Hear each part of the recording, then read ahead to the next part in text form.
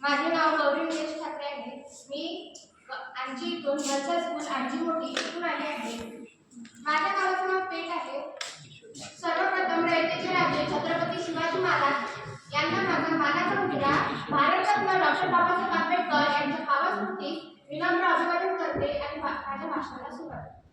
परमपूज्य महात्मा गांधी यांनी खेड्याकडे चला असा संदेश दिला.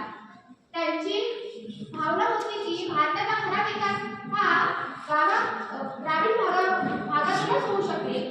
वंदनीय राष्ट्रसंत तुकडोजी महाराज, गाव हा विश्वाचा नकाशा, गावावर होते देशाची परीक्षा. गाव हा विश्वाचा नकाशा, गावावर होते देशाची परीक्षा. गावाची मंगता अवदशा येईल देशा, गावाची मंगता अवदशा येईल देशा असे आपल्या ग्रामदेवीतून म्हटलेले आहे.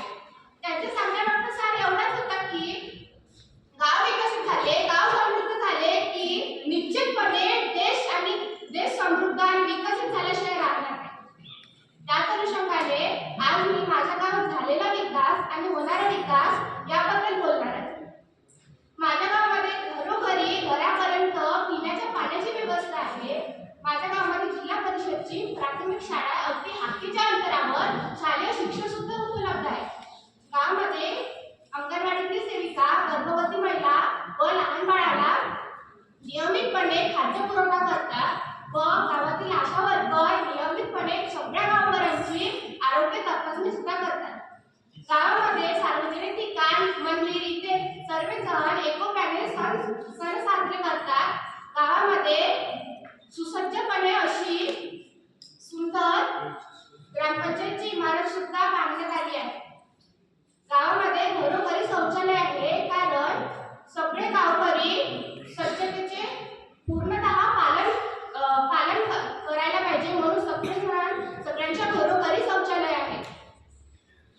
गावाचे रस्ता हा शहराच्या मुख्य रस्त्याला जोडण्यात आले. पक्क्या सिमेंटच्या रस्त्याने शहराच्या मुख्य रस्त्याला जोडण्यात आलेला आहे व रस्त्याच्या दुतर्फा झाडे लावण्यात आलेली आहेत.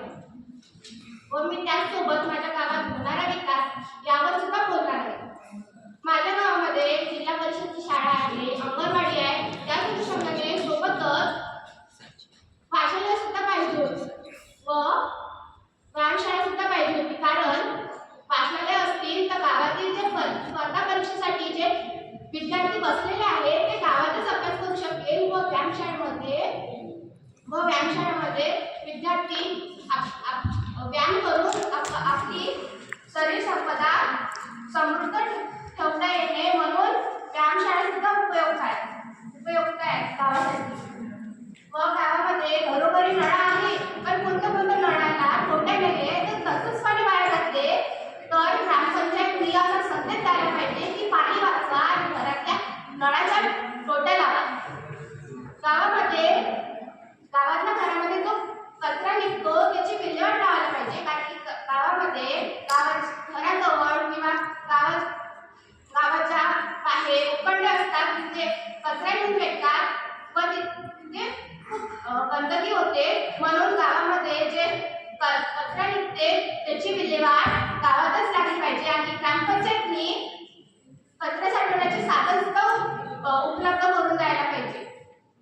गावामध्ये सगळे महान लोकांची जयंती, पुण्यतिथी एकोप्याने साजरी करण्यात आली पाहिजे. गावामध्ये घरोघरी शौचालय असले पाहिजे.